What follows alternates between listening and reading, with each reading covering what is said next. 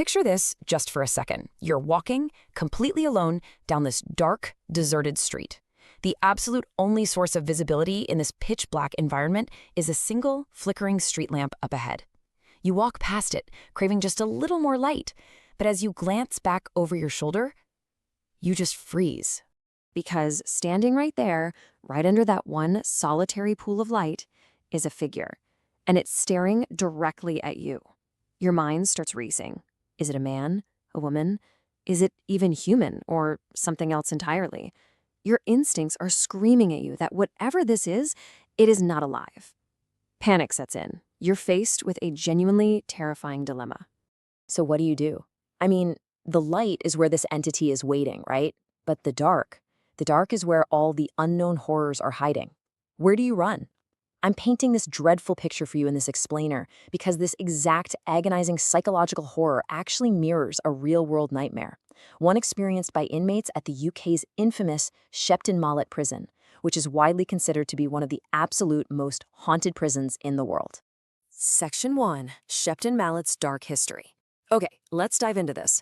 To really grasp the sheer terror of this place, we have to look at the story of an officer named Thomas. See, Thomas was accused of leaking highly sensitive departmental secrets, and for his crimes, the government sent him to Shepton Mallet. Now, to the government, it was just another facility, but the locals? Oh, they knew this prison was fundamentally different from anywhere else on Earth.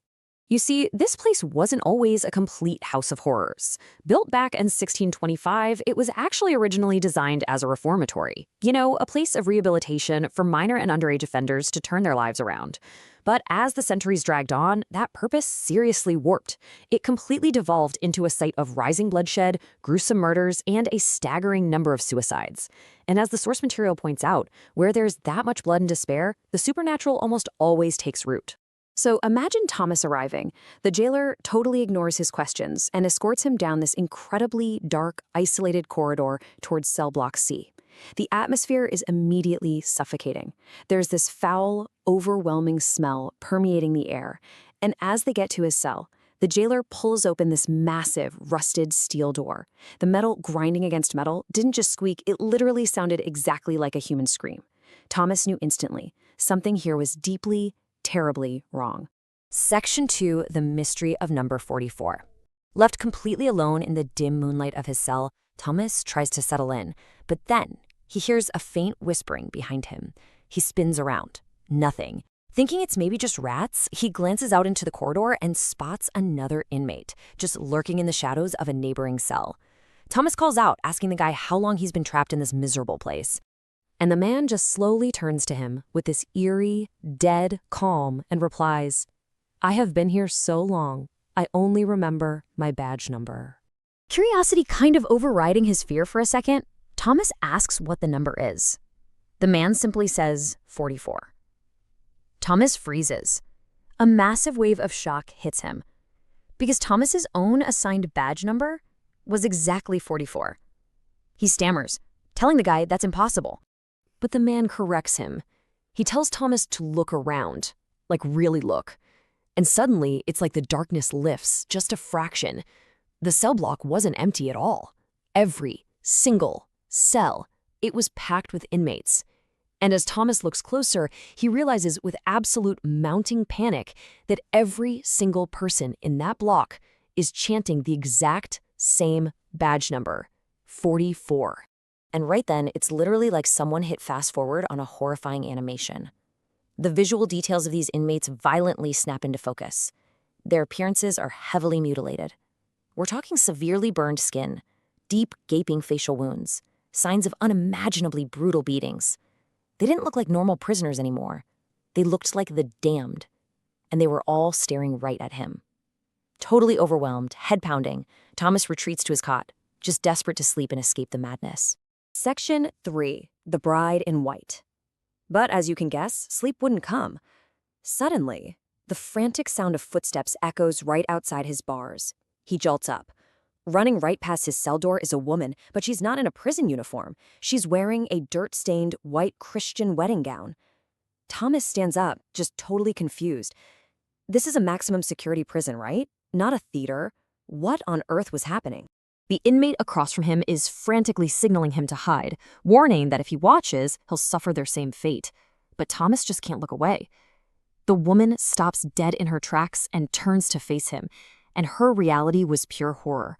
Her eyes were blood red, literally like she was weeping blood. Her lips were brutally stitched shut with thick threads still dangling down her chin, and around her neck were these dark, violent strangulation marks. The surrounding inmates start aggressively pounding their heads against the iron bars, this sick, joyful anticipation of his doom.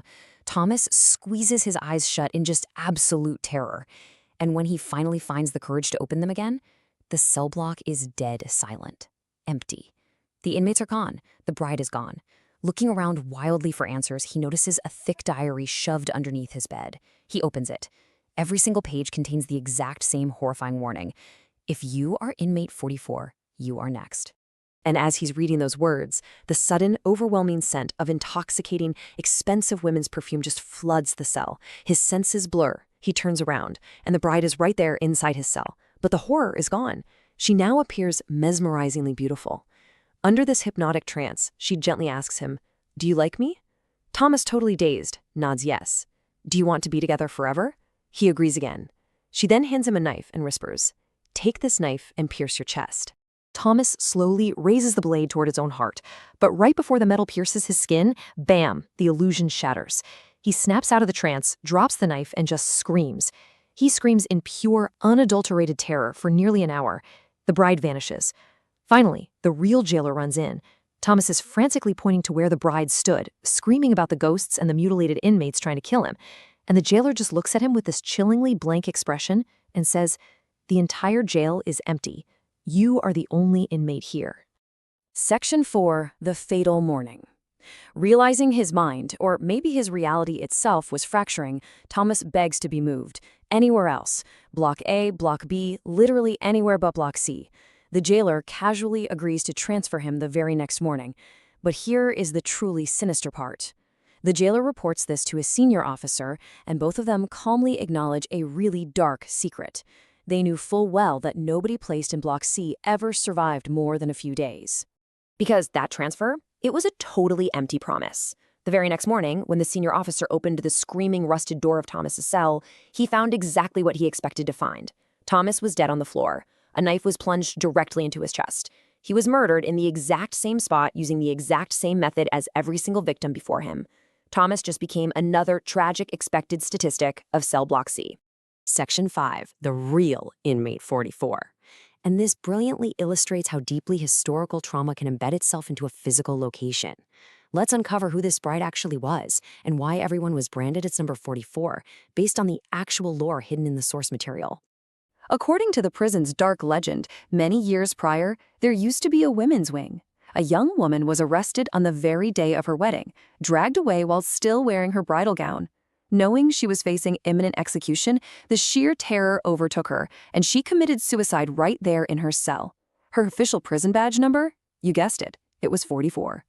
The lore states that her enraged spirit now eternally hunts the cell block, brutally forcing anyone placed in her domain to join her in death, effectively making them all inmate 44. Nowadays, the aftermath of all these stories has completely changed Shepton Mallet. It is permanently shut down to real prisoners. It now operates strictly as a ghost-hunting tourist spot. And I do mean strictly, because they only allow visitors during select daytime hours. No one is allowed inside at night. Even now, tourists and guides report sudden, freezing drops in temperature and the unmistakable sound of phantom footsteps, specifically echoing near the dreaded cell block C. Which brings us right back to where we started in this explainer. Thomas saw the light of the beautiful bride, and it nearly tricked him into ending his own life. The darkness, meanwhile, hid the mutilated truths of the prison. In places steeped in this much history and horror, things are rarely what they seem. So I'll leave you to think about this. When you find yourself on that dark, deserted street, is the light truly safe? Or are you actually better off hiding in the dark?